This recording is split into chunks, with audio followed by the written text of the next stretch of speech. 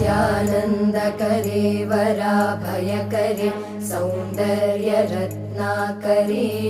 निर्दोताखिल घोरपावनकरे प्रत्यक्ष माहेश्वरे ज्वालेयाचलवंशपावनकरे काशीपुराधीश्वरे भिक्षां देहि कृपावलम्बनकरे मातान्नपूर्णेश्वरे नानारत्नविचित्रभूषणकरे हेमाम्बराडम्बरे मुक्ताहारविलम्बमानविलस वक्षोजकुम्भान्तरे काश्मीरागरुवासिता रुचिकरे काशीपुराधीश्वरे भिक्षां देहि कृपावलम्बनकरे मातान्न